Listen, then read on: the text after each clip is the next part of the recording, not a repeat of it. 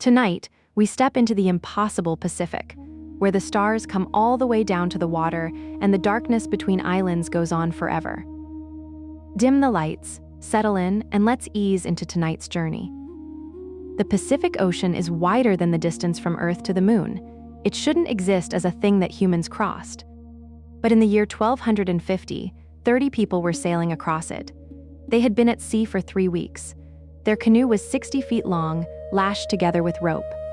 They carried no compass, no chart, no landmark anywhere in any direction. One man was lying on his back in the hull with his eyes closed, reading the ocean through the wood beneath him. He had memorized 250 stars. He was 18 years old, and every life on that canoe depended entirely on him. How? That is the question that has kept scholars arguing for 2 centuries, and the answer still doesn't sound real. Let's start with the numbers, because the numbers are what make this impossible. The Pacific Ocean covers roughly 64 million square miles. That is larger than all of Earth's land masses combined. If you were to stand on the coast of what is now Taiwan and decide to cross it, moving east, always east, through open water, you would travel something approaching 25,000 miles before you finally ran out of ocean on the coast of South America. You would pass through the islands of the Philippines. You would cross Micronesia, then Melanesia, then Polynesia proper. You would find Hawaii, which sits nearly 2,000 miles from the nearest significant landmass.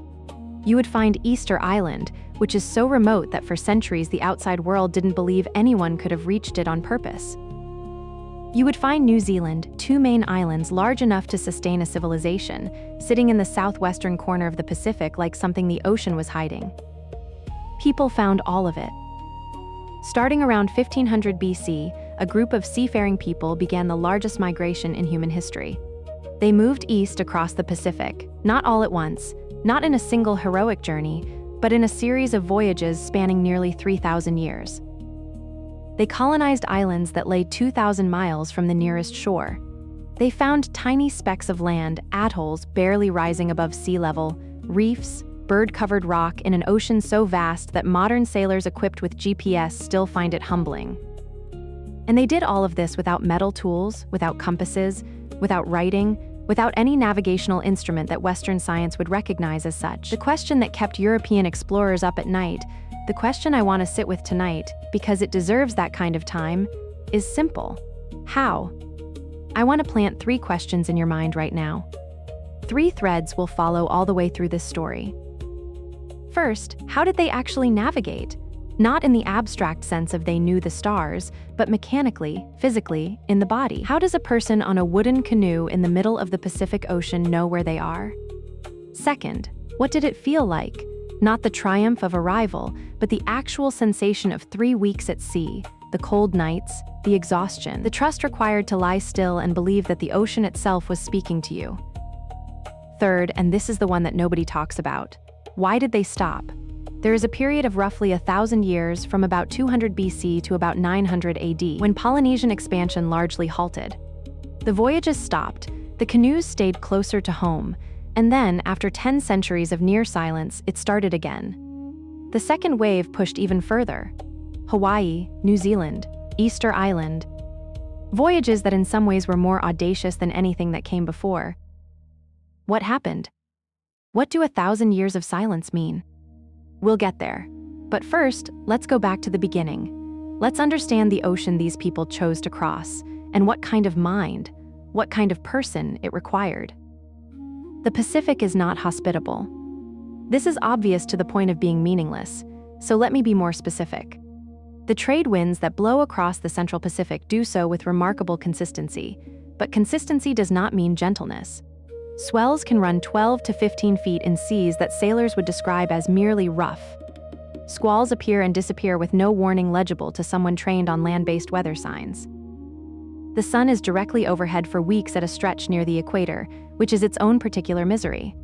And the distances involved mean that a miscalculation of 1 degree over 2,000 miles of ocean puts you 60 miles from where you intended to be, and in the Pacific, 60 miles can be the difference between finding an island and sailing past it into emptiness.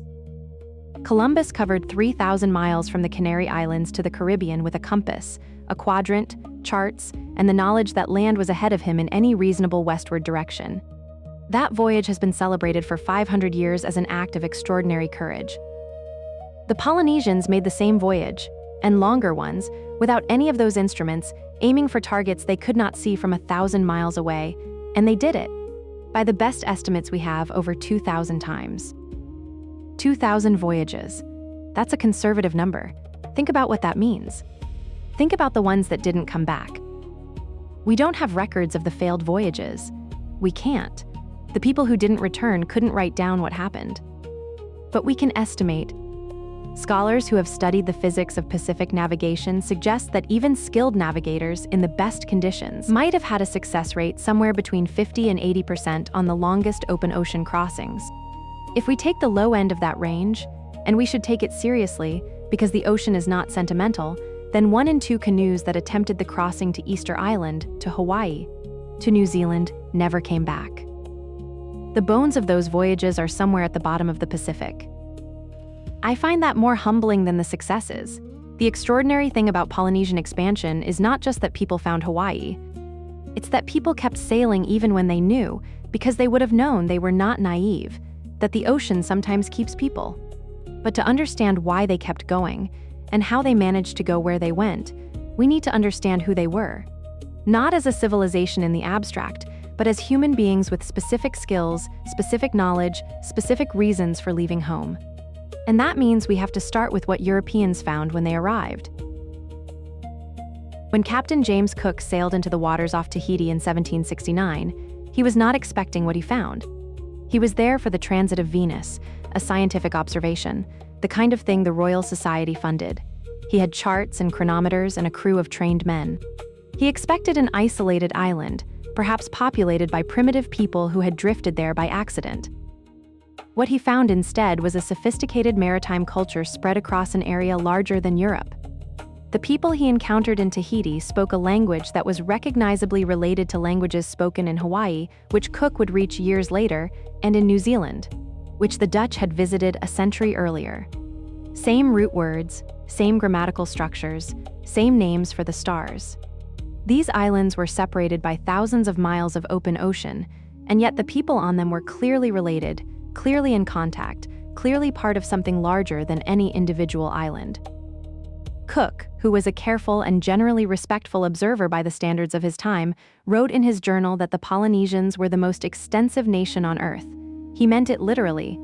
The territory they occupied, scattered across 1/3 of the Earth's surface, was simply larger than any contiguous empire that had ever existed. Not more powerful, not richer in the European sense, but larger, more dispersed, more improbable in its very existence. He asked the obvious question. He asked how they had gotten there. The Tahitian chiefs he spoke with gave him a partial answer. They talked about great voyaging canoes, about navigation by stars, about journeys that took weeks. One of Cook's most useful relationships was with a man named Tupaya, a high-ranking Tahitian navigator and priest who joined the endeavor for the voyage south to New Zealand. Tupaya could communicate, in broad terms, with the Maori when they arrived. The languages were related enough for basic exchange, which astonished the British crew. Tupaya also drew a chart for Cook, a map of the Pacific Islands as he knew them, covering an area from the Marquesas in the east to the Fiji group in the west. The chart named over 70 islands by name and gave approximate distances between them. It was navigational knowledge stored in a man's memory, transferred to paper for a Western audience that could not have carried it any other way. Cook was impressed, but still puzzled. He couldn't quite make himself believe that people without his instruments had intentionally crossed those distances. He was too shaped by his own civilization's assumptions about what navigation required. He treated Tupaya's knowledge as remarkable, but not fully explicable, the product of some faculty he couldn't quite name, not the product of a systematic technology he didn't yet understand. He was wrong, but it would take 2 more centuries for Western science to fully understand how wrong. Let me back up even further, to the first European contact with the Pacific itself. Ferdinand Magellan's fleet entered the Pacific in 1520, emerging from the Strait of Magellan at the bottom of South America and sailing northwest. Magellan crossed nearly 12,000 miles of open ocean before finding the Mariana Islands, and during that crossing, he encountered almost nothing. No birds, No clouds massing on the horizon in the way they do over islands. No floating debris. For 98 days, the largest ocean on Earth presented him with nothing but water.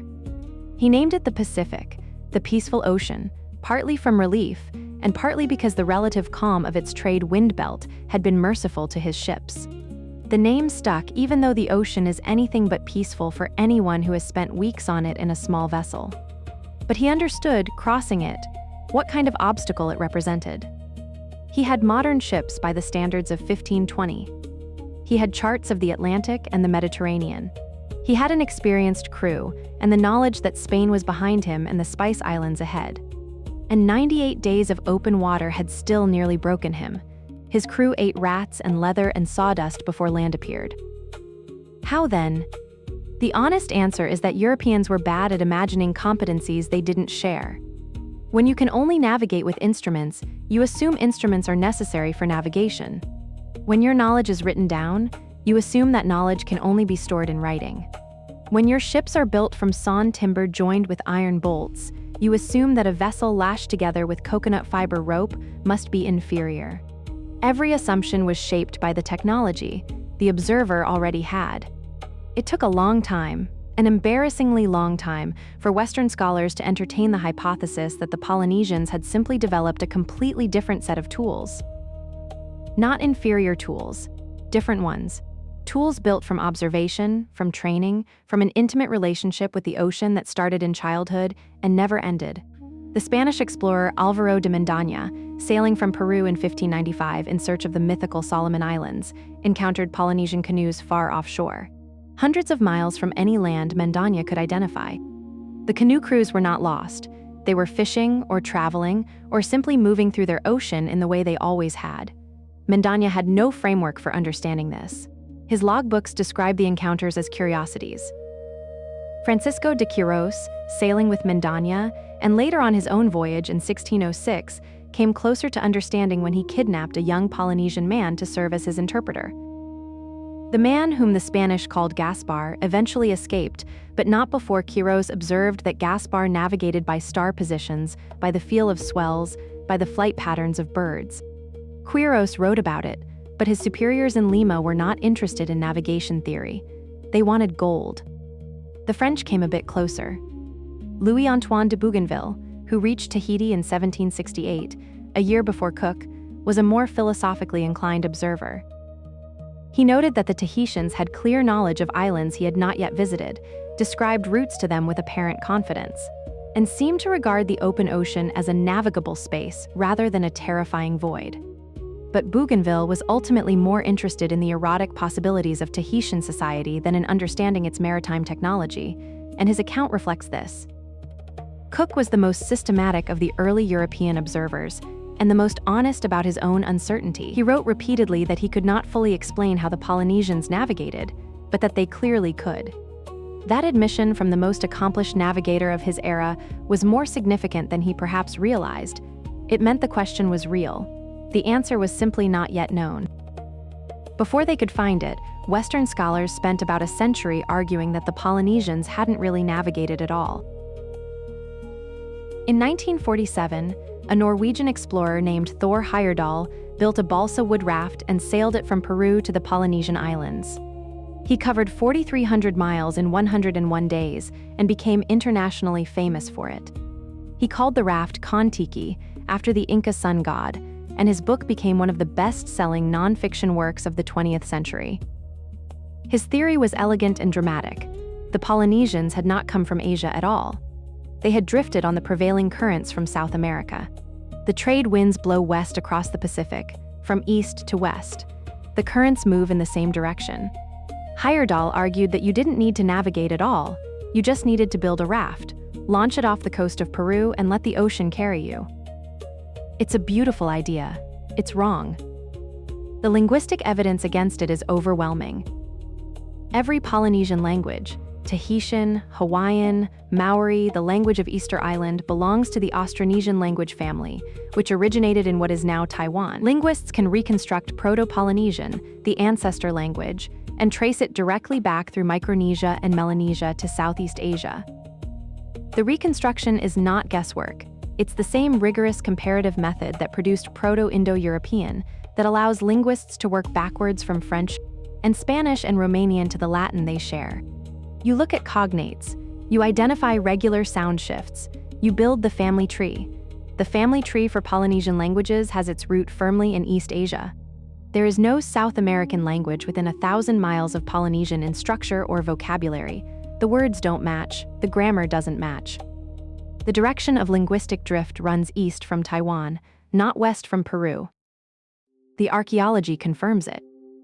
The earliest Polynesian sites in Western Melanesia, the Lapita culture, which we'll spend more time with later, predate any South American contact by over 1,000 years. Lapita pottery, with its distinctive geometric patterns, appears first in the area around the Bismarck archipelago north of New Guinea, and then spreads east in a trail that precisely follows what the linguistic evidence suggests: people moving from west to east, from Asia into the Pacific.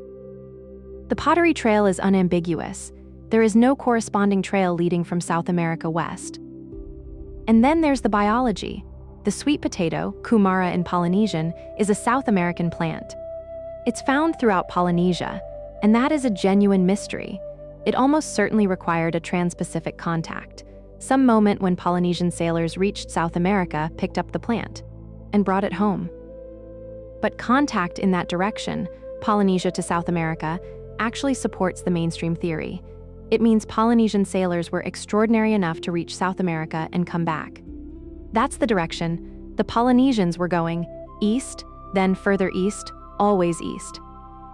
Heyerdahl's voyage proved that you could drift from South America to Polynesia on a raft, which is true. It did not prove that anyone did. I want to be fair to Heyerdahl, though, because intellectual honesty requires it. He was right about one thing: the contact was real. Modern genetic studies have confirmed that some indigenous South Americans carry genes consistent with Polynesian ancestry, and some Polynesian populations show traces of South American genetic contribution.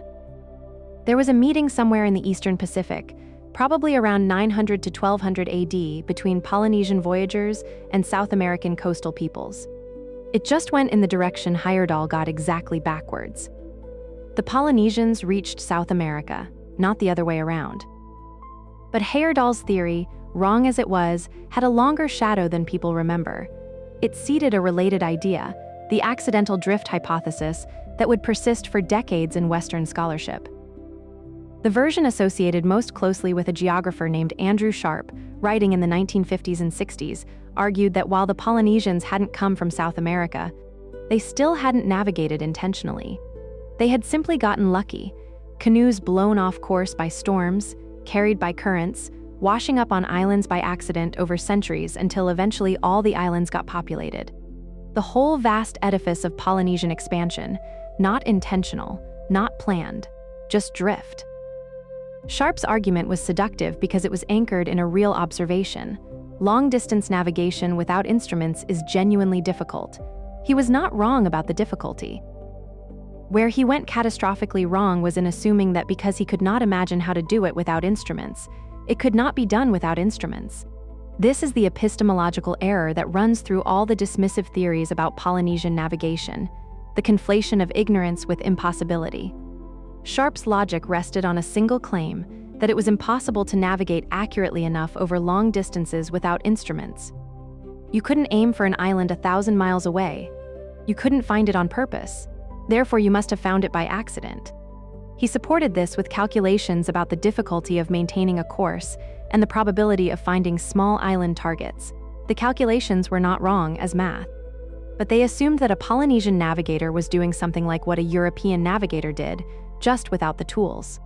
They missed entirely the possibility that Polynesian navigation was doing something different, not compass and chart navigation with components missing, but a wholly separate system with its own logic and its own capabilities.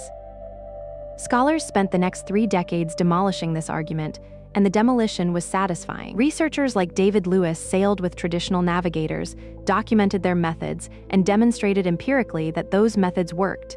That a person trained in the traditional Pacific way could hold a course over open ocean, find a distant island, and arrive where they intended. The experimental evidence accumulated throughout the 1970s and 80s until the accidental drift hypothesis became untenable in mainstream scholarship. But I think the argument was always wrong in a deeper way than just the evidence. It required you to believe that the people who built 60-foot ocean-going canoes, who maintained sophisticated knowledge of stars and currents across dozens of island chains, who kept living traditions of navigation alive for 3,000 years, that all of these people were just getting lucky. That the knowledge was decorative, that the training was theatrical, that the voyages were accidents dressed up in mythology. That is not respect. That is a different kind of condescension dressed up as empiricism. The Polynesians were navigating. They were doing it with tools we didn't recognize as tools. And beginning in the 1960s, a group of researchers, some Western scholars, and crucially, traditional navigators themselves who recognized the urgency of documentation, began the patient, extraordinary work of figuring out exactly what those tools were. What they found is one of the most sophisticated bodies of practical knowledge ever developed by human beings without writing. Before we can understand how they navigated, we need to understand who navigated.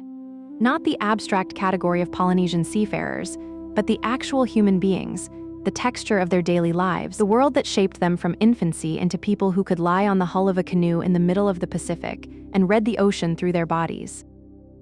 The atolls of Micronesia and the high islands of Polynesia share a particular quality. They are surrounded. The ocean is not background, it is the entire context. In a village on the edge of an atoll, a ribbon of land that might be 2 miles long and 300 yards wide, rising barely above sea level, the sea is always present. You can hear it from anywhere. The smell of it is constant: salt, wet coral, the particular iodine green smell of deep reef exposed at low tide. Children grow up swimming before they walk well, learning the water's moods the way children in landlocked regions learn weather. The taste of salt is just the taste of air. The sound of the reef is just the sound of silence. By the time a child on Satawal or Puluwat or Woleai reaches the age of 7 or 8, they have already absorbed a foundational body of ocean knowledge, not through formal instruction, but through immersion. They know which side of the lagoon is rough when the northeast wind blows. They know the sandbar that appears at low tide. They know the color of water over the drop-off. They know, by smell, when a squall is an hour away. None of this was taught explicitly. All of it was absorbed through years of being present in a world where the ocean was the medium of life. The canoes were everywhere. Small fishing canoes that a man could carry on his shoulders, outrigger proas, lean and fast. The kind you sailed out to the reef in the morning and home in the afternoon with a catch of fish that fed the village. Larger outrigger canoes for inter-island trading, carrying rolled mats, clay pots, preserved food, the small trade goods that connected islands within a day's sail of each other. And then the great voyaging canoes, the Waka Aurua, the Pahi, the double-hulled vessels that could carry 30 or 50 people with their cargo and their animals and their root cuttings, which were the prestige objects of the culture, the vessels of chiefs and master navigators and explorers. Canoe construction was itself a specialized skill, held by men whose knowledge of timber, of joinery, of sail-making, had been passed down through family lines for generations. The selection of timber for a hull was not casual. Specific trees were sought, specific grain patterns preferred, specific locations in the forest where the tree had grown under conditions that produced strong, dense, flexible wood. The felling of the tree was attended by ceremony. The shaping of the hull from the log, a process that could take weeks, using stone adzes and fire, without a single metal tool, was a craft of extraordinary precision. The hull had to be fair, meaning its curves had to be smooth and consistent, or the finished canoe would not track properly through the water. A boy who was identified as a potential navigator, and identification came early, through demonstrated aptitude, through family lineage, through whatever combination of spatial memory, pattern recognition, and ocean sensitivity the community had learned to recognize, began his formal training before he was a teenager. The training was not classroom instruction. There was no classroom, there was no writing. The knowledge lived entirely in human beings and was transmitted entirely through practice and memorized oral form. The first lessons were about stars. Not the full navigation system, not yet, but the identification of individual stars, their names, the stories associated with them. In Carolinian tradition, the stars were not merely navigational markers, they were personalities, related to one another in mythological narratives that served as mnemonic frameworks. Learning the star associated with a particular sailing route meant learning the story of that star, which contained within it the direction and the season of the voyage. The story was the instruction manual. The navigator's curriculum, as best we can reconstruct it from the documentation that researchers like David Lewis and Thomas Gladwin gathered from Carolinian masters in the 1960s and 70s, covered several overlapping domains. The stars, their rising and setting points on the horizon at different latitudes and seasons, their transit heights above the horizon, their relationships to one another in the dome of the sky. The swells, the deep ocean swells generated by distant weather systems, the way they maintain a consistent direction across thousands of miles, the way a skilled navigator can feel them through the hull of a canoe even when they're invisible to the eye. The winds, their seasonal patterns, their variations by latitude, the signs that indicate a storm coming from beyond the horizon. The birds, which species, at what distances from land, flying in which direction, at which times of day. The clouds, the way they form over islands, the way cumulus towers over high volcanic peaks, the way a greenish tint to the underside of a cloud can mean an atoll below. The color of the water. The presence of certain fish species, the bioluminescent streaks of phosphorescence that could indicate current boundaries. None of this was written down. All of it had to be memorized, then understood, then felt in the body. The mnemonic technology the navigators developed is worth pausing on because it is genuinely remarkable. Navigation knowledge was stored in chants, long, rhythmic oral poems that encoded star positions, sailing directions, distances, and island descriptions in forms that could be memorized by children and recalled under pressure at sea. A Hawaiian chant called the Kumulipo contains what appear to be encoded astronomical and navigational data within its cosmological framework. The chant is ostensibly about creation, but its structure maps onto celestial observation in ways that scholars have only partially decoded. Carolinian navigators in Micronesia used a mnemonic system called ETAC, a conceptual framework in which the canoe is imagined as stationary while the stars and islands move past it. That has fascinated cognitive scientists because it works as a tracking system even though it inverts Western assumptions about reference frames. The navigator is still. The world moves within that frame, the position calculations work. The psychological training required to hold the navigator's responsibility without being destroyed by anxiety is something that most accounts skip over, but it's central to understanding the role. The navigator on a voyaging canoe was responsible for everyone. If he was wrong, if he misread a swell, misidentified a star, overestimated the distance to the next island, people died. 30 lives, 50 lives, in his hands for weeks at a time. At night, when the crew was frightened and the ocean was doing something unexpected, the navigator had to be the calmest person on the vessel. Not because calm was performative, but because his judgment was what stood between the canoe and disaster, and judgment deteriorates under panic. There is a word in Carolinian navigation for the state of accumulated error that builds up during a long voyage, the way small miscalculations compound over days, how they have to be identified and corrected before they become dangerous. There is a concept of being lost that is more nuanced than the English word suggests, not failing to know where you are, but temporarily having your position knowledge disrupted, with the expectation that it will be recovered through patient observation. The navigator was never supposed to be permanently lost. He was supposed to be in the process of finding out. This culture, ocean-centered, memorized, embodied, inherited across generations, was what the navigators were made of.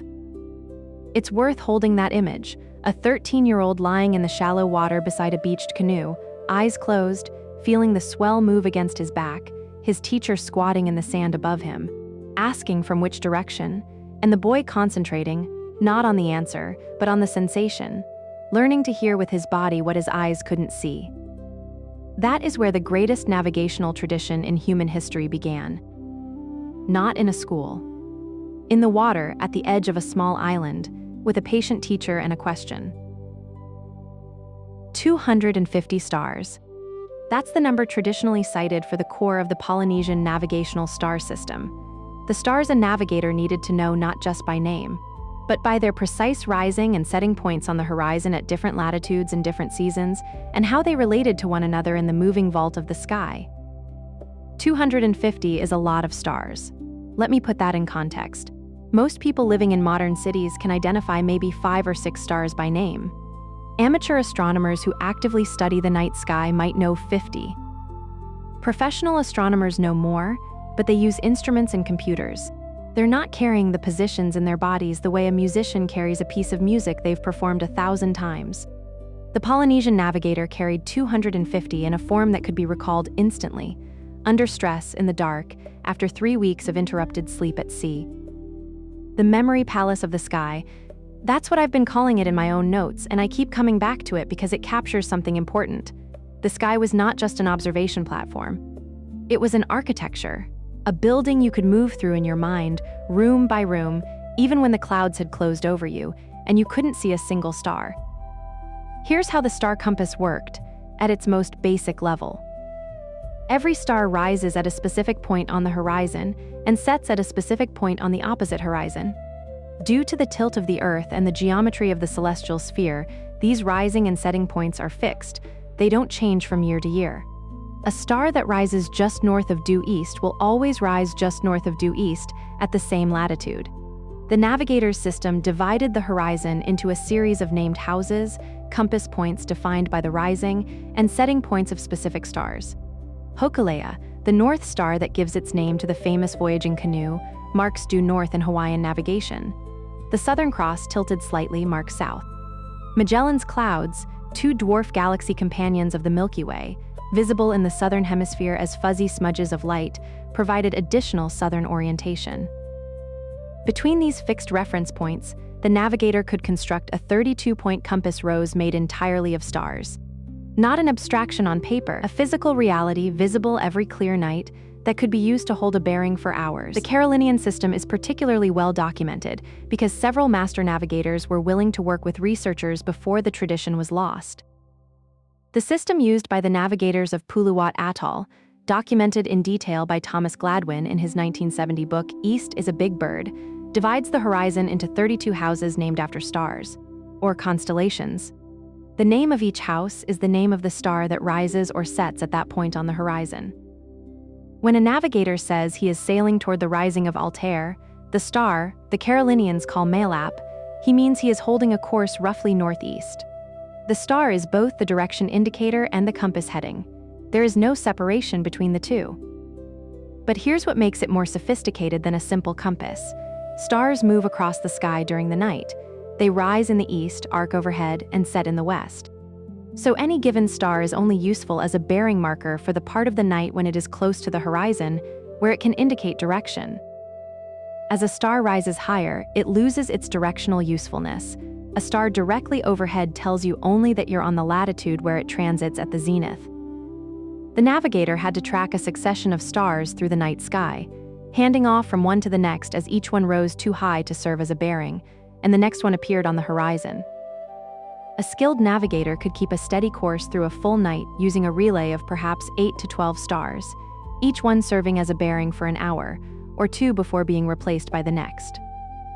This relay, the way one star hands off to the next in the right order, at the right time of year, had to be memorized completely. Not just the stars, but the sequence. Which star follows which, and when, and at what latitude. And latitude matters more than you might think. Here's a detail that most popular summaries of Polynesian navigation quietly omit.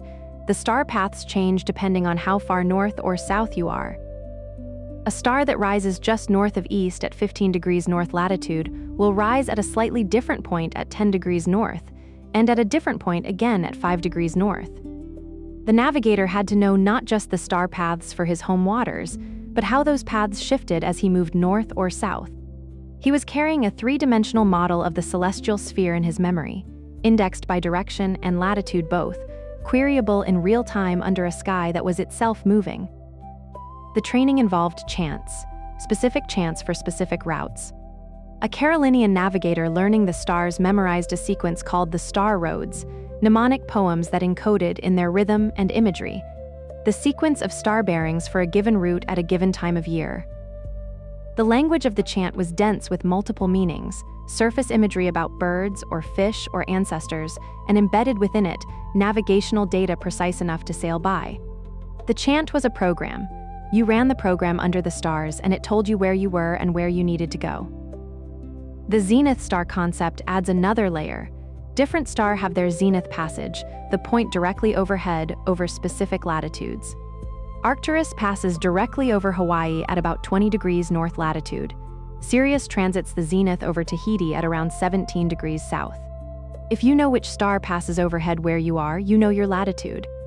Navigators used zenith passages as latitude checks throughout a voyage, lying on their backs to see which star crossed directly above them. When researchers in the 1970s and 80s began working with traditional Carolinian navigators, the Puluwat masters who had kept the tradition alive through the colonial period largely by geographic luck, they found that these men could hold their star knowledge with extraordinary precision. One navigator, when asked to demonstrate his star compass, named the rising and setting houses of over 150 stars without hesitation, in sequence, without repetition, in the dark. He was in his 70s. He had learned this as a child. The knowledge had not faded. It had been used continuously for 60 years, reinforced by practice, refreshed by every voyage, kept alive in the way that only practical knowledge stays alive, by being needed. There is a concept in the Carolinian system called star path navigation, the use of a single star, or series of stars to navigate a known route. If you're sailing from Puluwat to Saipan, a specific sequence of stars rises and sets in the direction of your destination as the night progresses. You keep the first star on your bow until it climbs too high to use, then shift to the second star in the sequence, and so on through the night. The sequence is tested. It has been sailed by your teachers and their teachers and theirs. If you run the program correctly, if the conditions are normal, you arrive. The power of the system is this. It transforms navigation from a problem of real-time calculation. Where is the island? How do I find it from here? Into a problem of memory and execution. The calculation has already been done by generations of navigators who sailed the route before you. What you need to do is remember correctly, observe carefully, and trust the accumulated wisdom of people who knew this ocean better than anyone alive. That trust, that patient faith in inherited knowledge, combined with constant vigilant observation to verify that the knowledge matches the ocean's current behavior, is maybe the most underappreciated element of Pacific navigation. The navigator was not improvising. He was executing a deeply learned system while remaining alert to any deviation that the ocean itself might signal. But this only works if you know where you are to start with, and if conditions, clouds, storms, being driven off course by a current, haven't disrupted your position. Which brings us to the second great skill of the Polynesian navigator, what he could read when the stars weren't there. In 1968, a British sailor and scholar named David Lewis went to the Western Pacific to learn traditional navigation. He found a man on the island of Pelini named Tevake, one of the last traditional navigators of the Santa Cruz Islands, an old man who still knew the old ways and was willing to demonstrate them. Lewis asked Tevake to demonstrate swell reading. Tevake lay down in the bottom of his canoe, flat on his back, eyes closed, and the canoe was pushed out from the beach into open water. After a few minutes of lying still, of letting his body settle into the movement of the hull, Tevake described the direction and rhythm of the swells he was feeling through the wood beneath him. Lewis checked his instruments. Tevake was right. What Tevake was reading was one of the most sophisticated navigational instruments in existence, the deep ocean swell. Long-period swells, waves with a period of 12 to 20 seconds, generated by distant storm systems hundreds or thousands of miles away, propagate across the Pacific with remarkable consistency. They are not the local chop generated by the wind that's blowing right now. They are the echoes of storms that may have happened a week ago. Far away, the energy traveling outward from those storms in all directions, and arriving at the equatorial Pacific as long regular undulations that a hull can feel. The northeast trade swell runs southeast to northwest across the northern Pacific with almost clockwork regularity for months at a time, produced by the persistent storm systems of the North Pacific. The Southern Ocean swell travels north from the Antarctic storm belt, moving through the Southern Pacific in broad arcs that a trained navigator can feel at the latitude of the Tuamotus, or the Society Islands. These are not subtle phenomena. You can feel them if you're paying attention. But distinguishing them from each other, identifying their direction with precision, reading two simultaneous swells running at different angles through each other, that requires years of calibration. Let me try to make the physics concrete, because swell reading sounds mystical until you understand what is actually happening. When a major storm system generates waves, those waves radiate outward from the storm center. As they travel, the waves sort themselves by wavelength. Longer period waves travel faster and arrive first at distant locations. Shorter period waves travel slower and arrive later. By the time a swell has traveled 6,000 miles, which is not unusual for a Pacific swell, it has sorted itself into a remarkably regular, consistent pattern. The period is stable. The direction is stable. The height may have diminished, but the directional information is preserved intact. A canoe on the Pacific is not floating in flat water that has waves added to it. It's floating in a medium that is constantly structured by multiple overlapping swell systems, each with its own period, each from a different direction, each telling a different story about distant weather. The total motion of the hull is the sum of all of those stories playing simultaneously. A trained navigator doesn't hear all of them at once, any more than a trained musician hears all the instruments in an orchestra as noise. He attends to specific signals within the total pattern. A navigator who has spent years feeling the ocean through canoe hulls learns to distinguish the northeast trade swell from the southeast trade swell by the angle at which the hull rises and falls, the period between swells, the direction of the roll. He can feel two swells running simultaneously. This actually happens often, two different swell systems passing through each other and separate them in his perception. The way a listener can hear two instruments playing in counterpoint and track each one independently.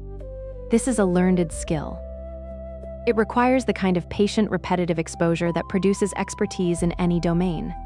The phenomenology of it, what it actually feels like to do it, is worth dwelling on, because most Western descriptions of Polynesian navigation flatten the experience into something abstract and bloodless. You are lying in the hull. The wood is warm during the day, worn smooth by years of use, smelling faintly of coconut oil applied to keep it from drying and cracking. At night it is cold, and you feel the cold directly through the bark cloth you're wrapped in. There's a constant sound, the slap of water against the hull in a rhythm that varies as the canoe moves through each swell, the creak, and groan of the lashings as the two hulls flex slightly against each other, the hiss of water along the keel, the occasional flap of the sail when the wind shifts.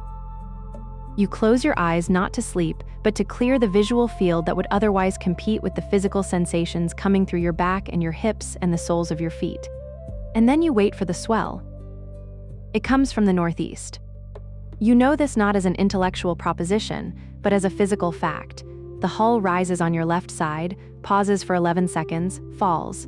Rises, pauses, falls. The rhythm is underneath everything else, underneath the chop, underneath the sound of the sail, underneath the voices of the crew. It persists through the night, through the overcast, through the rain. It is reliable in the way that very few things at sea are reliable. The navigator didn't just read swells when the stars were unavailable. He read them constantly. Swells were the baseline orientation, the ground truth against which all other navigation was checked. If the stars said he was on a northerly course and the swell said northeast, something was off. Maybe the canoe had been pushed by a current during the night. Maybe there had been a subtle error in star identification when a cloud obscured the reference star at a critical moment. The navigator integrated multiple streams of information and trusted the convergence. One of the Puluwat masters, a man named Hipor, described to Thomas Gladwin the experience of navigating through a heavily overcast night without stars. He said he could maintain his course because he could feel the waves struck against the side of the canoe, how the motion changed in a specific way that told him he was still on course. Gladwin pressed him for detail.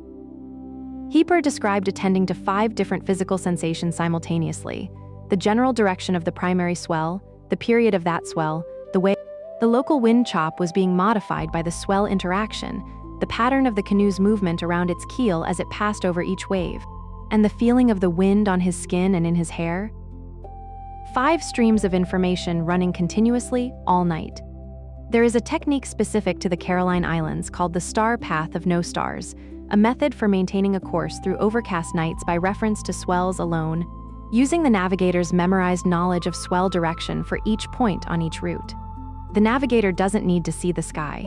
He knows what direction the primary swell should be coming from on this route at this time of year. He attends to that swell through the hull and adjusts his heading to keep it at the correct angle. If the swell angle shifts, he investigates, is he off course or has the swell itself shifted?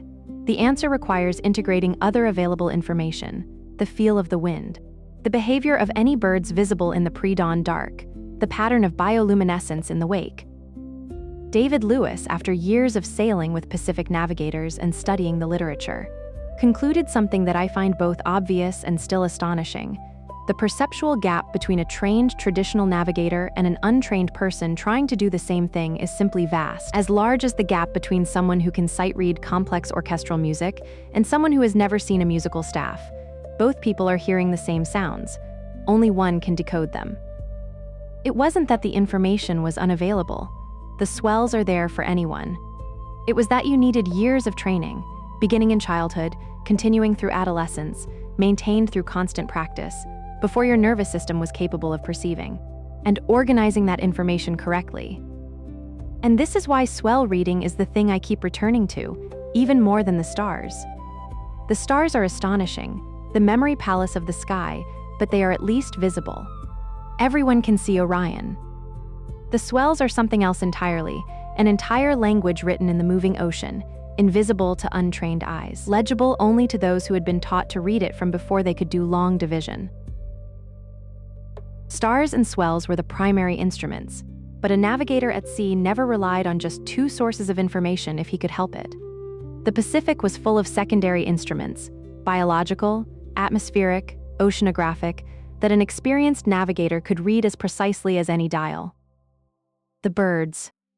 The Pacific golden plover makes one of the most extraordinary migrations in the world, flying from Alaska to Hawaii every autumn, a journey of nearly 2,500 miles over open ocean, non-stop. Without landing, without feeding, burning stored fat the entire way. It flies at a specific time of year in a specific direction, and both the timing and the direction are consistent.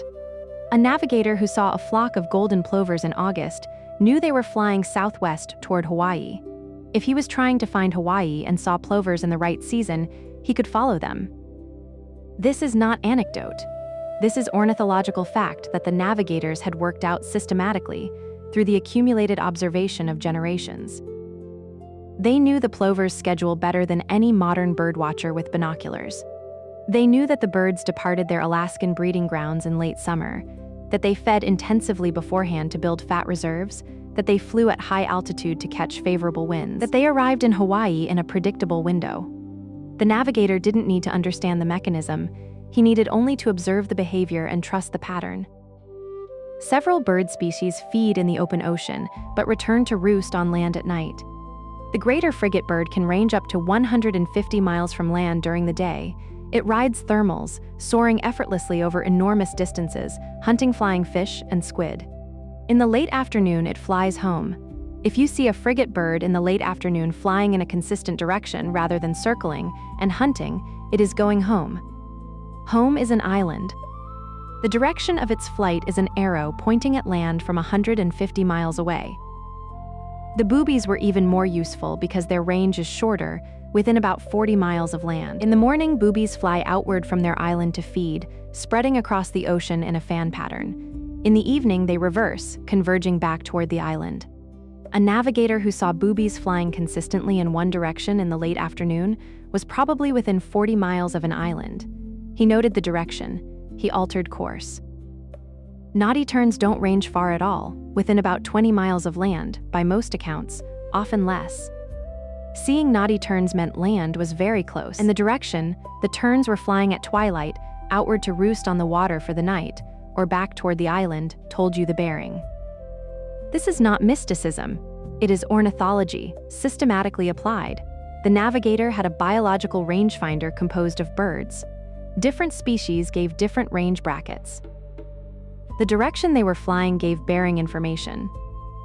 The combination, species, direction, time of day, could narrow the position of an unseen island from a region of search to a zone of tens of miles to a specific bearing worth following. The accuracy depended on skill and observation and on the navigator's knowledge of each species' behavior in detail. And they knew more than just the directional behavior. They knew that boobies flying steadily in formation were heading home, but boobies in disorganized flight near the ocean surface were hunting. Different behavior, different information. They knew that frigate birds would sometimes follow a canoe, hoping the human activity would drive fish to the surface, and that this following behavior was not directional information. They knew that certain birds appear only over certain current boundaries, or water temperatures, and that their presence was therefore information about oceanography, not just about land distance. Clouds. High volcanic islands generate cumulus clouds. The trade wind air hits the mountain, rises, cools, condenses, a process that happens reliably over any peak significant enough to interrupt the airflow. The result is a white cumulus tower that can be visible from 60 or 80 miles away, standing above the horizon long before the island itself appears. A navigator who saw a single cumulus tower sitting stationary in an otherwise clear sky, not moving with the wind, the way free-floating clouds do, but anchored in place, knew he was probably looking at a volcanic peak.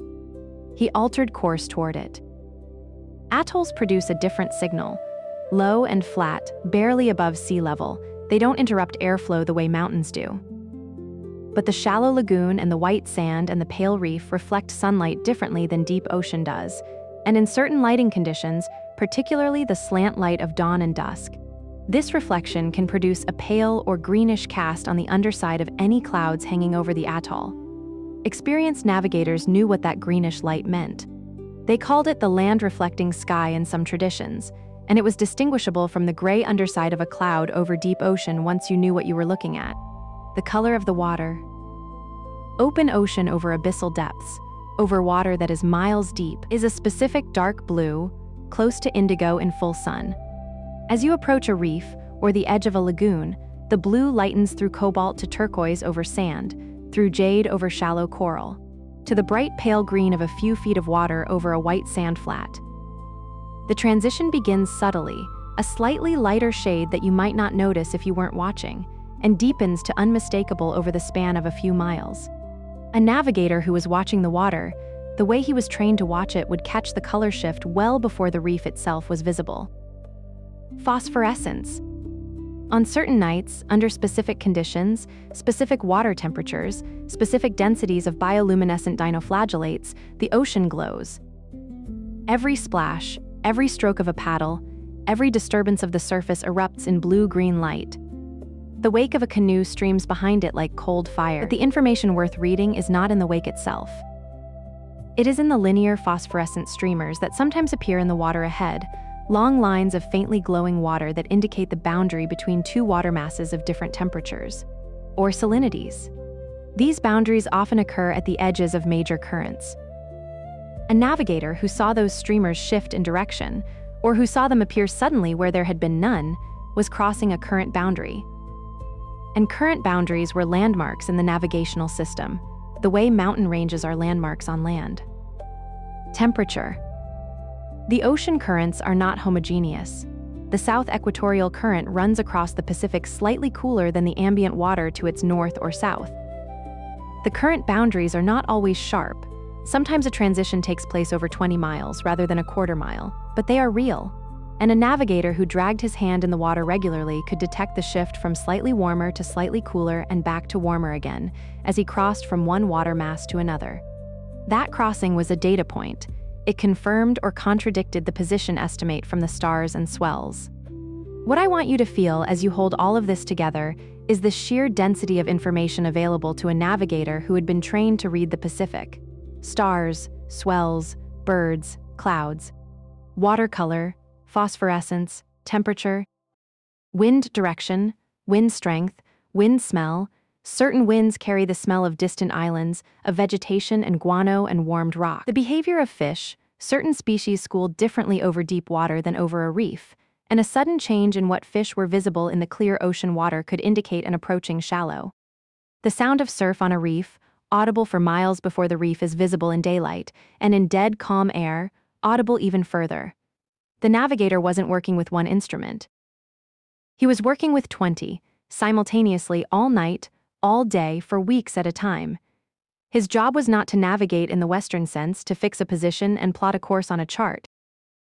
His job was to listen, constantly, to what the ocean was saying, notice when any of the 20 streams contradicted the others, investigate why, and respond. The Carolinian word for the state of a navigator fully engaged with the ocean is something more like listening with the whole body. I think that's closer to what it actually was. Not calculation, conversation. The canoe itself deserves its own chapter because it is one of the most sophisticated pieces of engineering produced by any pre-industrial culture anywhere in the world. This is not hyperbole. When modern naval architects and materials engineers have examined traditional Polynesian voyaging canoe designs with fresh eyes, the reaction is consistent: respect, followed by careful study. Let's start with size. The largest Polynesian voyaging canoes, the Waka Ourua of New Zealand, the Pahi of Tahiti, reached 60 to 100 feet in length. A 100-foot wooden vessel, built without metal tools, without mechanical assistance, without marine engineering as a formal discipline. The hulls were carved from single logs where possible. The large kauri trees of New Zealand and the breadfruit trees of the Pacific Islands provided timber of appropriate size and quality, or planked and sewn together with coir where large timber was unavailable. The two hulls of a double canoe were connected by a platform of lashed crossbeams, wide enough to walk on, with a raised central structure for cargo, and passengers, and sometimes a small shelter of woven matting. There was no metal anywhere in the construction. Not a single iron nail, not a bronze fitting, not a copper rivet. Every joint was lashed, tied together with coir rope made from twisted and braided coconut husk fiber, using specific knotting and lashing patterns that had been developed and refined over centuries. The selection of the right knot for the right joint was itself a form of engineering knowledge. Some lashings were intended to hold rigid, others to allow controlled movement, others to tighten under load in ways that improved the joint's strength as the vessel worked in heavy seas. The coir lashings are actually the most important innovation, and the most counterintuitive. A Western shipwright trained in the European tradition of fastened construction, timber joined with iron, planks caulked to make a rigid watertight hull, would look at a large Polynesian canoe and be alarmed. The two hulls flex and twist independently as the vessel moves through heavy seas. The crossbeams move relative to the hulls. The whole structure seems, to eyes trained on rigid construction, to be on the verge of falling apart. But that's the design. That's the point. A rigid connection between two hulls in a heavy sea is a stress concentrator. Every wave that hits one hull and not the other creates a torque, a twisting force that has to go somewhere.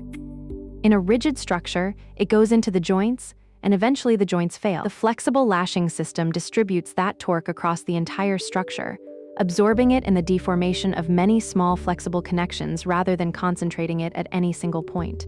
The vessel moves with the waves rather than fighting them. Modern naval engineers studying composite catamaran design in the 1960s and 70s independently arrived at similar conclusions about the value of controlled flexibility in hull connections. The Polynesians had been using the principle for 2,000 years. The sail, the crab claw, a triangular sail with two curved spars running from the base of the mast, extending outward and upward in the shape of an open claw, is one of the most efficient sail shapes ever devised for sailing across the wind, which is exactly the condition that prevails in the trade wind Pacific. The geometry of the crab claw keeps the driving force of the sail low and centered, reducing the tendency to heel over in a gust. It can be reefed quickly because the whole rig can be rotated or partially lowered without requiring a crew to climb to the top of the mast in rough conditions. It performs well across a wide range of wind speeds and angles, not optimal for any one condition, but competent across all of them. Pandanus leaves, split along their fibers, dried and woven in overlapping courses, made the sail material. A pandanus sail had specific qualities that woven fabric from cultivated fiber did not. It was water-resistant rather than water-absorbent, meaning it didn't become heavy, and misshapen when wet the way a cotton sail does. It was flexible when dry and became slightly stiff when wet, which actually improved its sail shape. It was repairable at sea using materials available at any Pacific island, unlike imported fabric. And it was locally sourced, requiring no trade goods, no foreign supply chain, no dependency on outside resources. The stability of the double canoe is worth understanding geometrically. A single hull on the water is inherently unstable in the roll axis. Push it to one side, and it wants to keep going until it capsizes. You overcome this with a keel, with ballast, with outriggers, or by making the hull very wide relative to its length. The double hull canoe solves the problem by distributing the buoyancy. Each hull provides approximately half the vessel's support, and the distance between the hulls, the beam determines how much resistance there is to rolling. The greater the beam, the harder it is to capsize. The large pahi of Tahiti had hulls separated by roughly 15 feet. That width gave them extraordinary stability in heavy seas, stability that a similarly sized single-hull vessel without deep ballast could not have matched. They were not comfortable by any modern measure. There was no enclosed cabin, no protection from the weather except what woven matting shelters could provide, no heat beyond body warmth, and the tropical sun. The crew and passengers lived on the open platform in all conditions, wrapped in bark cloth, sheltered by reed matting, sleeping in rotation, bailing constantly in heavy weather. A crew of 30 on a 60-day voyage lived in approximately the same space as a modern two-car garage, without walls, without climate control, without privacy. But provisioning was careful and sophisticated. Water traveled in large sealed gourds, each selected for impermeability, each tested before the voyage, topped with tight-fitting stoppers, and carried in woven cradles that cushioned them against impact. Dried fish, prepared and packed to maximize caloric density and minimize weight. Fermented breadfruit paste mai, or mazi, wrapped tightly in leaves, resistant to spoilage for months. Dried taro. Fresh coconuts, calorie-dense, liquid-rich, entirely sealed by nature against contamination. Chickens in cages, providing fresh eggs throughout the voyage and eventually meat. Fishing lines always trailing off the stern, worked by crew members in rotation. The calculation of provisions required the same kind of systematic thinking as the navigation itself. How long was the longest plausible version of this voyage? What were the margins? How many extra days of food and water did they carry beyond the expected duration? What happened if they missed the target island on the first pass and had to spend additional days searching? The navigator knew. He had planned for it. The difference between arriving safely and not arriving at all was often the provision calculation made on a beach weeks before the voyage began. When the Hokule'a, the reproduction Hawaiian voyaging canoe built in 1975, was first sailed in heavy weather, the Western boat builders and naval architects who had been involved in her construction were astonished by how she handled. She was not a primitive approximation of a real vessel. She was a real vessel, well-designed and capable. One of them said simply that she was excellent. Not excellent given what she was made of, or excellent for a pre-industrial construction. Excellent, full stop. The Polynesians built the right tool for the job they needed to do. 3,000 years of iteration, of voyages made, and canoes returned and lessons learned about what worked and what didn't, had produced a design that was close to optimal for the conditions it had to face. Not identical to what modern engineers would design, because the constraints were different and the materials were different, but within those constraints, excellent. When the first settlers arrived on a new island, they did not arrive empty-handed. This is one of the things that most distinguishes intentional colonization from accidental drift, and it's one of the clearest pieces of evidence that the voyages were planned. The cargo. A canoe carried to an uninhabited island by storm or accident might have a handful of survivors with whatever happened to be on board. A planned colonization voyage carried what researchers have come to call a transported landscape, a carefully selected, deliberately assembled package of plants, animals, and material culture designed to reproduce the home environment in a new place. The term is doing important work. It was not provisioning for the voyage, though it served that purpose too. It was the genetic material of an entire ecosystem, compressed into a 60-foot canoe, transported across hundreds or thousands of miles of open ocean, and then planted, literally planted, tuber by tuber, cutting by cutting, in the soil of an island that had previously known only its own native species. Animals first. Pigs, chickens, and dogs were carried on colonization voyages throughout the Pacific, and their presence in archaeological sites is one of the primary markers of Polynesian settlement. Pigs were not incidental cargo. They provided protein, manure for taro gardens, and a currency for social exchange. Chiefly feasting in Polynesia was inseparable from pig killing and bride payments, political alliances, and ceremonial obligations all moved through the medium of pigs. Chickens were a consistent protein source, easily maintained even in small numbers, reproductively vigorous, and capable of foraging for much of their own food in an island environment. Dogs served as hunting companions, as guards, and in some Polynesian societies as a food source for high-status ceremonial meals. And then there were the stowaways, the Polynesian rat, Rattus exulans. Smaller and less aggressive than the European black rat, the Polynesian rat traveled on every voyaging canoe, invisible in the cargo, nesting in ropework and provisions, swimming ashore through the surf when the canoe grounded on a new beach. Nobody wanted it there. Nobody could keep it off. Its presence on islands from Madagascar to Easter Island is one of the most reliable markers of Polynesian settlement that archaeologists have. When you find Rattus exulans bones in a sediment layer, you know Polynesians were there. The rat's genome, now analyzable at high resolution, is a map of Pacific migration, tracing the same routes that the linguistics and the archaeology and the human genetics trace. It is an inadvertent biological record, kept by an animal that had no idea it was making history. The plants were chosen with extraordinary deliberation. Taro, the starchy root crop that formed the carbohydrate foundation of most Polynesian diets, was carried as root cuttings wrapped carefully in damp leaves to keep them alive during weeks at sea. Breadfruit, equally important as a staple food, and with the advantage of storing well when fermented, traveled as branch cuttings or young seedlings. Paper mulberry, the tree whose inner bark was beaten into tapa cloth, the fabric that clothed Polynesian bodies and served as currency and ceremonial object, was essential and could not be sourced from any native island flora. Coconut, the single most useful plant in the Pacific, providing liquid, oil, flesh, fiber, wood, and frond material for thatching and weaving. The ti plant, used for wrapping food and for ceremonial purposes. Yam, another dietary staple. Sugarcane, banana. Kava, the mild sedative plant that was central to Polynesian ritual and social life.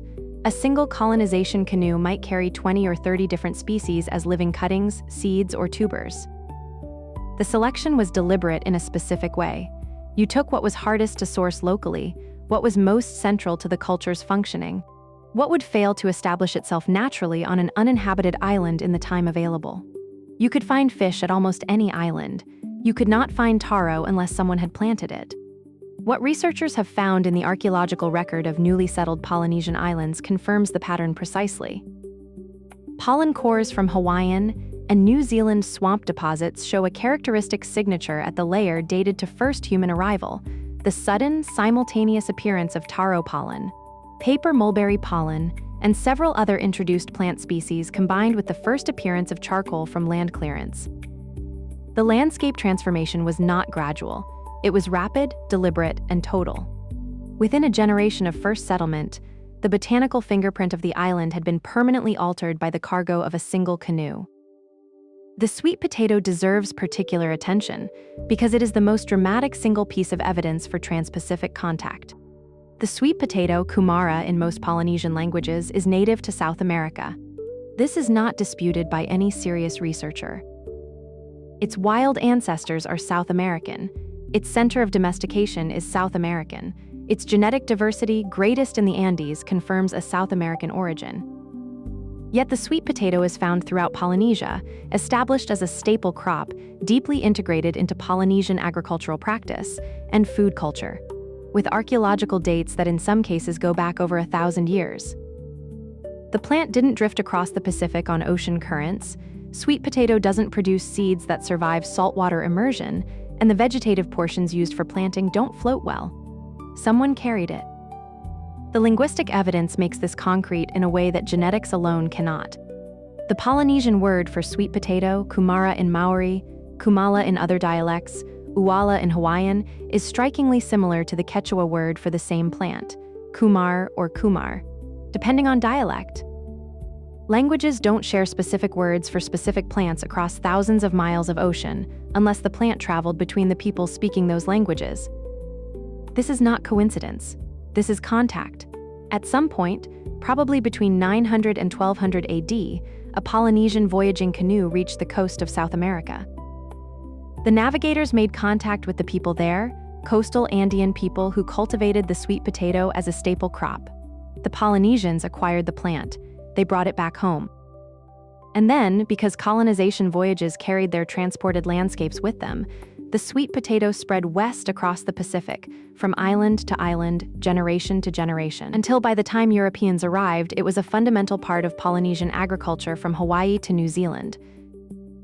The genetics of the Polynesian transported landscape are still being decoded. A study published in 2017 analyzed ancient pig genomes from Pacific archaeological sites and found that the primary Polynesian pig lineage traces to Taiwan, with a secondary lineage from island Southeast Asia, precisely the route the Austronesian migration model predicts. The chickens tell a similar story. The dogs diverge in ways that trace the specific pathways of human expansion across the Pacific, each island group's dog population carrying the genetic signature of which canoes arrived, and every time a colonization canoe finally reached a new shore, and the settlers climbed out, legs uncertain on solid ground after weeks at sea, blinking in the light of an island that had never heard a human voice, they began the quiet, systematic work of making it familiar. Unhooking the pig cages, carrying the clay pots of taro cuttings up from the surf to the shade of the tree line, planting, building, naming, turning raw island into the thing that makes life possible, home. The transported landscape was how they carried home with them. It was heavier than any other cargo. It was the whole point of going. Nobody ever asked, in quite the right way, why they left. The standard answers are resource pressure and population growth, and these are real factors. A small island can only support so many people. When the taro patches are fully planted, when the fishing grounds are worked to their limit, when the forest has been cut back to make room for gardens, and the pigs are competing with the people for every calorie, when a small island reaches that particular kind of crowded, that particular fullness that has nowhere to go, people leave. They have always left places that became too full. This is not specific to Polynesia. But resource pressure alone doesn't explain why someone would sail into the open Pacific with 30 people and a hold full of root cuttings toward an island they had never seen, might not exist where they hoped, and would die trying to find if the navigator was wrong. Resource pressure has driven people to do many things throughout history: war, migration overland, starvation, social reorganization. Very few cultures responded to it by pioneering 30-day open ocean voyages to uninhabited islands 2,000 miles away. The psychologies of Polynesian expansion are underexplored in the popular literature, and I want to spend time here because I think they are the most human part of the story. The question isn't just how they navigated. The question is, what kind of person decides to go? Consider mana. In Polynesian cosmology across most of the island groups with significant local variation in the specifics, mana is a sacred power or prestige that attaches to people, objects, and places. It is not quite charisma, not quite divine favor, not quite reputation. It is closer to a quality of effectiveness, of being aligned with the forces that make things work. High chiefs have great mana. Effective warriors have mana. But navigators who have successfully made long voyages have tremendous mana, perhaps the most significant kind available to a commoner who is not born into a chiefly lineage. And the mana of discovery, of being the first person to arrive on a previously uninhabited island, to plant the first taro, to build the first house, to name the peaks and the bays and the reefs. That mana was by definition available only once per island. You could not be the first twice. But there were uninhabited islands out there, beyond the horizon, and the person who found one and settled it became the founding ancestor of every person who would ever live there. Their name was remembered in genealogical chants for centuries. Their choices shaped the landscape of an entire civilization. The discovered island was a clean slate for prestige and lineage. No competing families with older claims, no ancient grievances accumulated over generations, no political landscape to navigate before you could simply exist in peace. First arrival was everything in a culture where ancestry was identity, and where the founding names were recited before any important ceremony. The founding family became the founding ancestors, and the mana of that founding was compounding interest, paid out in social standing to every descendant for as long as the community survived. For younger sons of chiefs, and chiefly families in Polynesia tended to be large, with complex rules about which son inherited what title and what authority. The founding of a new island was sometimes the only path to the highest status available. At home, you were the third son of the paramount chief. Your older brothers would inherit the chieftainship and the associated land and authority. You would be respected, you would eat well, but you would never rule. On a new island, you were the paramount chief, period. There was no one else. The ocean was an equalizer, and the new island was a prize that no system of inheritance could grant you. Only courage and navigation could. Then there was exile. Polynesian politics were not gentle, and losing factions in succession disputes were sometimes not merely defeated but expelled. Given canoes, given provisions, given a direction to sail, and an understanding that if they returned before the new chief was secure, they would be killed. Political exile by sea is documented in oral traditions across the Pacific. The founding narratives of several island groups include explicit accounts of the original settlers fleeing from a rival chief or a conquered homeland. These are not metaphors. They are oral history encoding real events, political upheavals that sent families into the open ocean not because they wanted to go, but because staying meant death. These are human motivations, concrete and recognizable ones: ambition, the desire for a clean start; desperation, the hunger for status that could only be claimed, not inherited. The calculation that 30 days of terror on open water was preferable to a lifetime of subordination or an imminent violent death. And then there is the motivation that is hardest to quantify but possibly the deepest: the navigators themselves. The great navigator, the master of the memory palace of the sky, the man who had spent 30 years learning to read the ocean through his body, had a relationship to discovery that operated on a different level from resource pressure or political exile. He possessed a capability that most human beings will never have. He could go where others could not follow. He knew things about the Pacific that no one else in his community knew. And the act of discovery, of sailing beyond the known edge of the world and returning with a new sailing route, a new island, a new destination encoded in star paths that future generations could use. That act extended the world, not metaphorically, literally. The navigator who discovered a new island had made the world larger. His knowledge was the route. Future voyagers could use the star paths he brought back, the knowledge of swells and birds and clouds that he had tested against an unknown ocean and found reliable. Every person who ever sailed to that island afterward sailed partly in his wake, using knowledge he had risked his life to acquire. That knowledge was his permanent gift to everyone who came after. I don't want to romanticize this into something clean. The reality was cold nights, an exhausted crew, and the grinding anxiety of not knowing whether you had sailed past your target in the dark. But the culture valued what navigators could do in a way that created meaning around the doing of it. The navigator was not merely doing a job. He was performing an act of cosmic extension, making the horizon recede, pushing the boundary of the known world further east, further south, further into whatever the Pacific was hiding from everyone who had not yet gone to look. That is why they went. All of those reasons at once, in different proportions for different voyages, different families, different moments in the long history of a people who understood the ocean as home. Here's the thing that no other video about Polynesian navigation will tell you. The thing that took me longest to find in the literature, and longest to understand once I found it. For roughly 1,000 years, from approximately 200 BC to approximately 900 AD, the Great Pacific Expansion largely stopped. The Great Pause. That's what I call it. Researchers use different terms: the pause in Polynesian colonization, the settlement gap, the millennium of consolidation. The phrasing varies.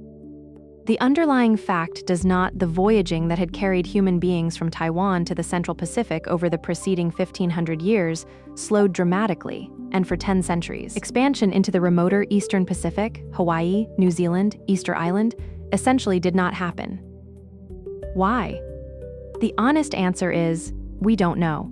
This is one of the most significant open questions in Pacific archaeology, and anyone who tells you they have solved it is oversimplifying. But the question is important enough, and strange enough, that it deserves more than a sentence. Let's sit with it. The archaeology tells us when people arrived where. The Lapita culture, the first Austronesian settlers in the Western Pacific, appears in the record around 1500 BC in the Bismarck Archipelago north of Papua New Guinea. By 1300 BC, Lapita sites appear in Vanuatu, New Caledonia, and Fiji. By 1000 BC, Lapita-derived settlements exist in Tonga and Samoa. This is rapid expansion by any historical standard, 1,500 miles of colonization in 500 years. Island hopping across the Western Pacific with what appears to be considerable intentional direction. And then pause. For most of the next 1,000 years, the boundary of Polynesian settlement sits somewhere in Western Polynesia, Tonga, Samoa, the Wallis, and Futuna group, and does not advance significantly further east. The archaeological record of Hawaii shows no human presence until roughly 400 to 600 AD at the most generous early estimates, and more likely closer to 800 AD by the most recent high-precision radiocarbon dating. New Zealand's first human inhabitants arrived around 1200 AD. Easter Island, the most isolated of all the settled Pacific islands, was reached sometime between 500 and 900 AD. The dating remains contested between different research groups, but even the earliest plausible estimate puts it within the middle of the Great Pause, suggesting that the pause was not total but represented a vast reduction in the scope and ambition of voyaging. So what happened? The first hypothesis I want to take seriously is environmental. El Niño disruption. El Niño events shift wind patterns across the Pacific, sometimes dramatically. The trade winds that normally blow consistently from east to west can weaken, stall, or in severe events actually reverse. The classic hallmark of a strong El Niño is easterly winds replaced by westerlies in the central Pacific. Sailing eastward against trade winds is difficult in normal conditions. It requires tacking or waiting for favorable wind windows. In El Niño conditions, with the wind patterns in disarray and the ocean currents disrupted, a long eastward voyage might be genuinely prohibitive, not merely difficult, but impossible to complete with the survival margin that a colonization voyage requires. Paleoclimate reconstruction for the period around 200 BC to 900 AD is not yet precise enough to say definitively whether El Niño activity increased during this period. Some evidence from tropical Pacific coral isotopes and sediment cores suggests variability. Some researchers have proposed that a particularly active El Niño phase around the beginning of the Common Era contributed to the pause. But this remains a hypothesis without the evidentiary weight to call it an explanation. The second hypothesis is sociological consolidation. The Polynesian homeland in Tonga and Samoa was not idle during the Great Pause. It was elaborating. The systems of chiefly rank, of agricultural intensification, of canoe-building technology, of navigation knowledge, were all developing in complexity and sophistication during these centuries. The Tongan maritime chiefdom, the Tui Tonga, grew into one of the most powerful political systems in the Pacific, exercising tributary relationships across hundreds of miles. The ceremonial and artistic traditions that would produce the moai of Easter Island and the feather cloaks of Hawaii were gestating in Western Polynesia during this millennium. There's something plausible here. The voyages of the second wave to Hawaii, to New Zealand, to Easter Island were in some ways more demanding than the first wave, requiring not just island hopping across shorter distances, but crossing the doldrums and operating in unfamiliar northern or southern trade wind systems, and using navigational techniques like latitude sailing that are more geometrically sophisticated than anything required for the Western Pacific routes. Perhaps the Great Pause was the time required for navigational knowledge to develop to the point where these harder targets became achievable. The third hypothesis is demographic. The islands were full enough. Tonga and Samoa and the surrounding island groups, after 500 years of intensive occupation, had reached something approaching their carrying capacity with the agricultural technology available at the time. The surplus population pressure that had driven rapid initial expansion had stabilized. The motivation to pioneer unknown ocean, always the most dangerous option, had reduced because the known world was still sufficient. This hypothesis has the virtue of simplicity. It doesn't explain the resumption of expansion after 900 AD, though what changed? If the islands were full, they were still full after the pause. If population pressure drove the second wave, what was different about the population dynamics of 900 AD versus 200 BC? The fourth factor is the one I find most compelling. Even though it is the hardest to evidence directly, the fragility of oral knowledge. Navigation was not written down, it lived in people. A great navigator died, and if he had not fully transmitted his knowledge, if a succession of bad voyages had discouraged the next generation of trainees, if a political upheaval had disrupted the institutions that organized training, if a disease outbreak had killed the masters before the students were ready, the knowledge could become incomplete. Not lost entirely, but thinned, like a rope with several strands cut. We know this happened in recorded history because we have documentation. The Maori of New Zealand lost significant portions of their long-range voyaging tradition before European contact. Their oral records describe a series of founding voyages by named navigators. And then the records go quiet. The tradition became ceremonial rather than practical. In Micronesia, entire island groups lost their navigation traditions to the demographic catastrophe of Spanish colonial contact in the 1700s, when populations collapsed by 80 or 90%. Some traditions were partially recovered later through contact with surviving masters on neighboring islands. The knowledge was not stable. It required an unbroken chain of living teachers and willing students. What the Great Pause may represent, not exclusively but significantly, is a period when that chain was compromised across most of the Pacific. Not everywhere, not completely, but broadly enough that the ambition and capability for the longest crossings was temporarily reduced. And then beginning around 900 AD, for reasons that might include new political energy in eastern Polynesia, improved canoe technology, or simply the fortunate survival of sufficient navigational knowledge to attempt the hardest voyages, the chain was strong again. Until the canoes went east once more and found everything that remained to be found. Around 900 AD, give or take a century, the dating is imprecise and the debate among researchers ongoing. The Great Expansion resumed. The second wave of Polynesian voyaging reached the most remote places on Earth: Hawaii, New Zealand, Easter Island. In some ways, these final voyages were the most remarkable of all, not because the navigators had better technology than their predecessors, but because the targets were harder, the distances were longer, and the navigational challenges were genuinely novel. They were sailing into wind and current systems they had not operated in before, at latitudes they had not colonized before, toward islands that by definition no one in living memory had seen. Hawaii sits at roughly 19 to 21 degrees north latitude, nearly 2,000 miles from the Marquesas Islands, which the linguistic and genetic evidence identifies as the most likely departure point for the first Hawaiian settlers. Getting there required a specific and demanding sequence. You had to sail north from the Marquesas into the doldrums, the intertropical convergence zone, a belt of light, and shifting winds near the equator where the northeast and southeast trade winds meet and produce calms, squalls, and the kind of maddening inconsistency that makes progress nearly impossible. You had to get through the doldrums.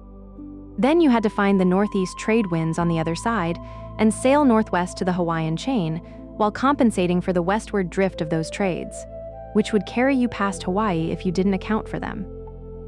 This is a navigational problem of real complexity. The doldrums crossing alone requires judgment about when to attempt it. There are seasonal windows when the convergence zone is narrower and the crossing shorter, and the ability to navigate by stars and swells through conditions that would confound the simple star path system designed for the steady trade winds of the western Pacific. The Hawaiian route was new. It had not been sailed before. Someone had to work it out. The first settlers came probably from the Marquesas. Genetic studies of modern Hawaiian populations, supplemented by analysis of ancient Hawaiian DNA, point consistently to a Marquesan origin for the founding population.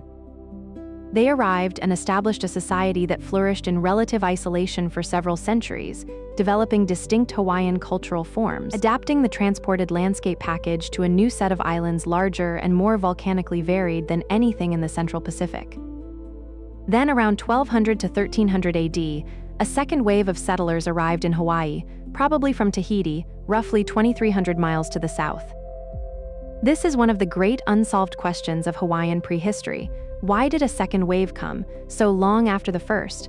Hawaiian oral tradition records the arrival of a navigator, and priest named Pa'au from a southern land, a figure who introduced new chiefly lineages, new religious practices, and new taboo systems that became central to classical Hawaiian culture. Whether Pa'au was a historical individual or a mythologized composite of the second migration event is debated. The migration itself is not. The genetic signature of Tahitian or Society Islands ancestry is present in pre-contact Hawaiian remains. New Zealand, Aotearoa in Maori, presented a different challenge entirely. It lies at latitude that no previous Polynesian colonization had reached, the North Island at 37 degrees south, the South Island stretching to 46 degrees south. This is temperate country, with a climate closer to Spain or Oregon than to Tahiti. The stars are different. The Pleiades rise much higher in the sky. The Southern Cross is more nearly overhead. The northern stars that anchor the star compasses of the tropical Pacific barely crest the horizon. The wind patterns are different. Instead of steady trade winds, New Zealand sits in the belt of the westerlies, where winds come primarily from the west rather than the east, and change direction with the passage of storms. Many of the transported landscape species that had made colonization viable in the tropical Pacific simply could not survive New Zealand winters. Taro grew only in the warmer northern parts of the North Island. Breadfruit didn't grow at all, coconut didn't grow. The settlers had to adapt rapidly, incorporating native plants and animals, particularly the enormous moa birds, the rich populations of seabirds, the forests full of timber, into an economy that couldn't rely on the familiar tropical package. The first Maori settlers arrived around 1200 AD. The linguistic and genetic evidence points to the Cook Islands or Society Islands as the likely departure point. They found a country of extraordinary abundance, resources on a scale that no Pacific island they had previously known could match. The two main islands together are larger than the United Kingdom. The moa, the enormous flightless birds that had evolved without mammalian predators, had never been hunted by humans, and were so unwary that early settlers could walk up to them. The seabird colonies were vast. The forests were ancient and rich. For the first generations of settlers, New Zealand was not a new island, it was a continent. But Easter Island, Rapa Nui, is the voyage that I return to, again and again, when I try to understand what these navigators were actually capable of. Rapa Nui is 2,400 miles from the nearest inhabited land. This is not nearly remote or very remote. This is a category of isolation that has no parallel among the permanently settled places of the world. It is 12 miles long and 7 miles wide, rising to a volcanic peak of 1,600 feet. At 27 degrees south latitude, in an ocean with no other significant islands within 1,000 miles in any direction, it is the most isolated populated place on Earth. And it was found and settled and sustained a civilization that built over 900 stone statues. The famous Moai transported them miles across the island and erected them on platforms aligned with astronomical precision by people who arrived in wooden canoes. The technique most likely used to find Rapa Nui is called latitude sailing. And it is worth understanding in detail because it demonstrates a level of geometric sophistication that stands up to comparison with any navigation system of the same era, including the European systems with compasses and charts. Here is the problem. Rapa Nui is a tiny target, 12 miles wide, at a specific latitude in an ocean with no other landmarks anywhere near it. If you aim directly at it from 2,000 miles away, and your latitude is even slightly wrong, you will sail on a course that passes north or south of the island without ever seeing it. You will sail into empty ocean until your provisions run out. The solution is elegant. Instead of aiming directly at the island, which requires precise lateral accuracy over 2,000 miles, you first sail to the correct latitude. You go to 27 degrees south and sail along that latitude line, heading west, until you find the island. This converts the problem from two-dimensional targeting to a one-dimensional search. You only have to find the island in the east-west direction, not both east-west and north-south simultaneously. As long as you maintain your latitude accurately, as long as you stay on the 27-degree line, you will eventually cross the island's meridian, and the island will be within your search pattern. Maintaining a precise latitude at sea, without a sextant, over thousands of miles, requires the same star altitude technique that I described earlier. Canopus, one of the brightest stars in the southern sky, transits the meridian at a specific altitude above the southern horizon when you are at 27 degrees south latitude. By keeping Canopus at the correct altitude night after night, not just once, not approximately, but precisely, over many nights, the navigator maintains his latitude. The departure point for the Easter Island voyage was most likely somewhere in the Gambier Islands or nearby, the easternmost populated Polynesian islands, perhaps 1,900 miles from Rapa Nui. The navigator set his latitude, sailed west, and watched. He watched the birds. He watched the clouds forming over the volcanic peak. He watched the swell pattern for any distortion that might indicate a landmass below the horizon. He trusted the system he had inherited and tested and knew. And he found it. That voyage, from the Gambier Islands to Easter Island, was an act of navigational precision that compares favorably to the most demanding European navigational achievements of the same century. And European navigators in 1200 AD were using magnetic compasses, were following coastlines when possible, were working in an ocean far smaller than the Pacific. The people who found Easter Island were using their hands. By the time I got deep enough into the genetics literature, I had to stop and recalibrate. The DNA evidence for Polynesian origins is not just consistent with the linguistic and archaeological evidence, it is in some ways the most precise record we have. Because DNA doesn't simplify for a general audience, doesn't get mythologized across generations, doesn't depend on the survival of particular artifacts. It just accumulates, mutation by mutation, in every cell of every person descended from every person who ever lived. The Polynesians are descended primarily from two populations that mixed somewhere in the Western Pacific around 3,000 years ago. The first was a Southeast Asian farming population, the Austronesians, ultimately tracing back to Taiwan through the Philippines, an island Southeast Asia, who had been expanding steadily through the maritime world since around 3,500 B circa the second was an older Melanesian population. People whose ancestors had reached the Western Pacific tens of thousands of years earlier, long before the Austronesian expansion, and who had adapted to the islands of New Guinea and the Bismarck Archipelago over that enormous span of time. The proportions of that mixture are telling and somewhat surprising. Studies of mitochondrial DNA, inherited only through the mother, providing a window into maternal lineages, in modern Polynesian populations across the Pacific, show that approximately 93.8% of Polynesian mitochondrial lineages trace to Southeast Asian or Taiwanese origin. The remaining 6.2% trace to Melanesian sources. This is an almost pure Asian maternal ancestry. The mothers of the founding Polynesian population were overwhelmingly Austronesian women whose ancestors had come from Taiwan. Studies of Y chromosome DNA, inherited only through the father, tell a different and striking story. Approximately 65.8% of Polynesian Y chromosome lineages trace to Melanesian origin, with only around 34% from Southeast Asia. Read those numbers again: maternal ancestry, 94% Asian; paternal ancestry, 66% Melanesian. The same people, the same founding population, but the sex-specific lineages point in nearly opposite directions. This asymmetry has a straightforward historical interpretation, though the social mechanism that produced it is debated. When the Lapita culture, Austronesians, the direct ancestors of the Polynesians, moved through Melanesia on their way into the Pacific, there was significant genetic admixture between the arriving Austronesian women and local Melanesian men. Whether this reflects voluntary intermarriage, raiding patterns, patterns of bilateral exchange, typical of Pacific social systems, or some combination, the genetic signature is unambiguous and consistent across multiple independent studies using different genetic markers and different Polynesian populations. Asian women and Melanesian men contributed disproportionately to the Polynesian founding gene pool. The implication is a specific and somewhat intimate image. The founding population of Polynesia was the product of a meeting, somewhere in the Western Pacific around 3,000 years ago, between Austronesian-speaking farming people moving east and the longer-established Melanesian peoples they encountered. The children of that meeting carried it forward, east, always east, until their descendants eventually populated the most remote islands on Earth.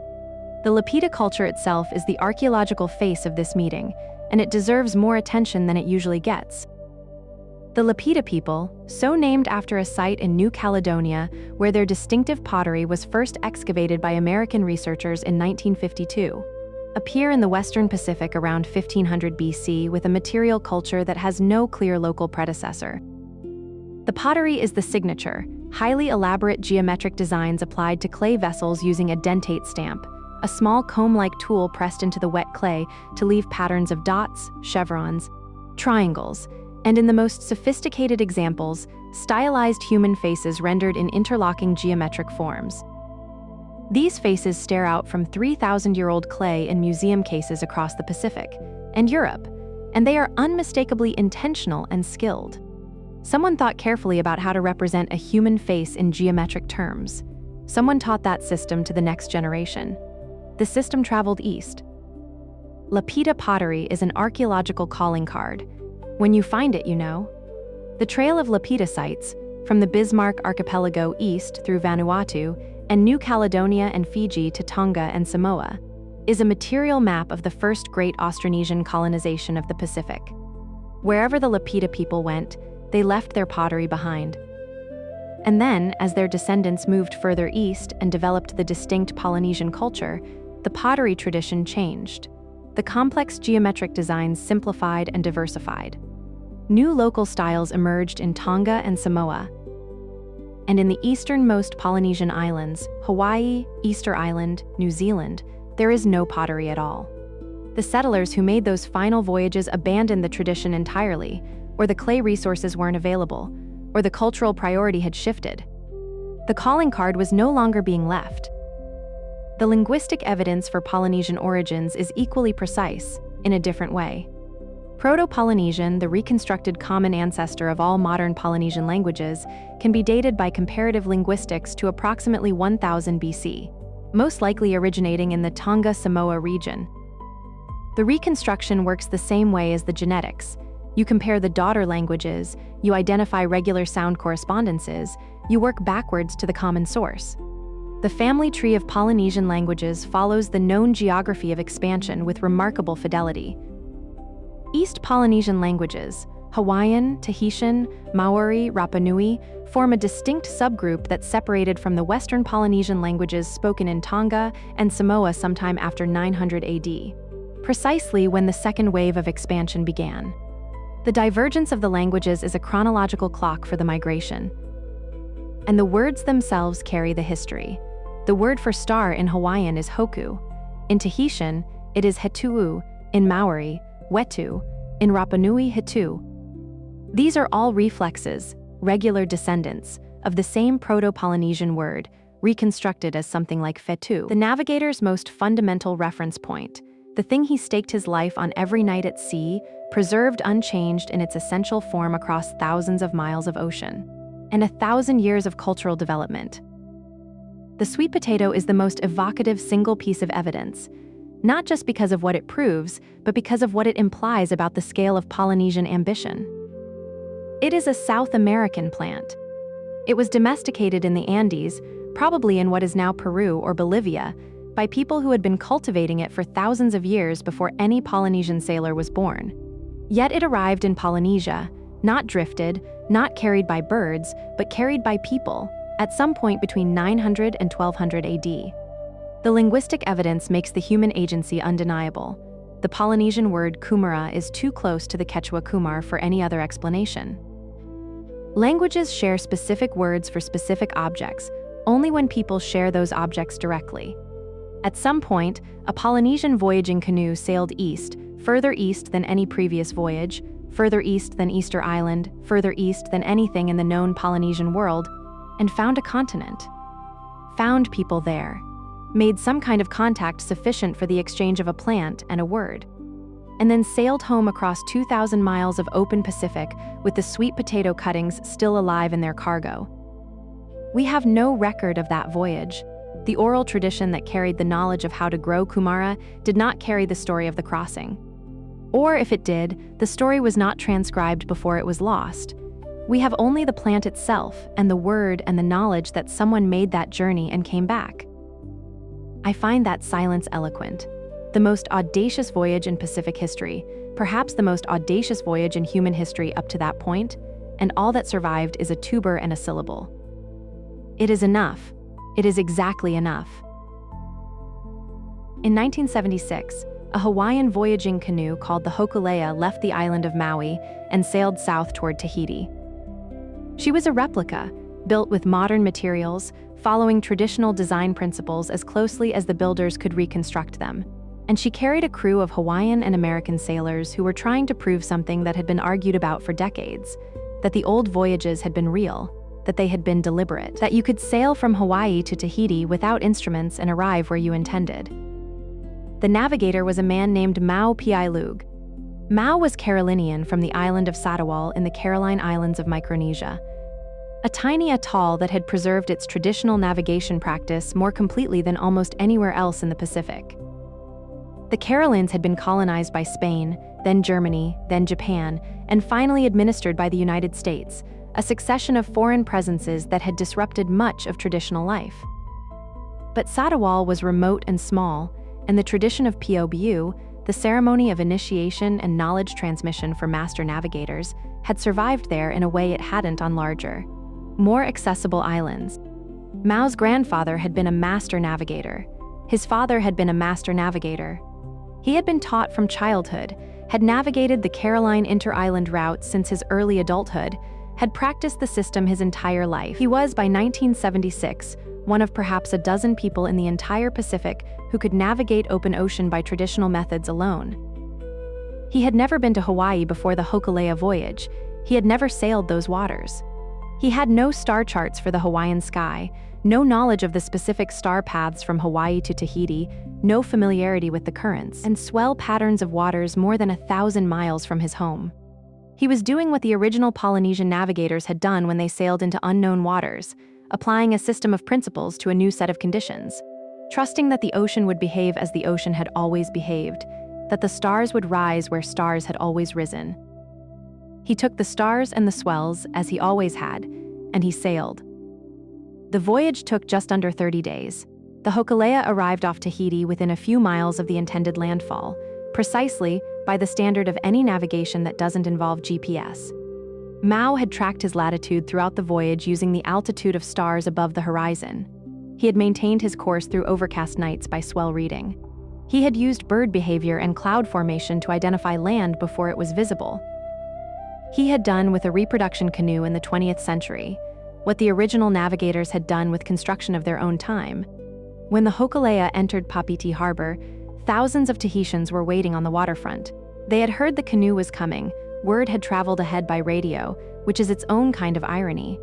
But the people waiting on the waterfront understood something the radio transmission couldn't fully carry. This was not a historical demonstration.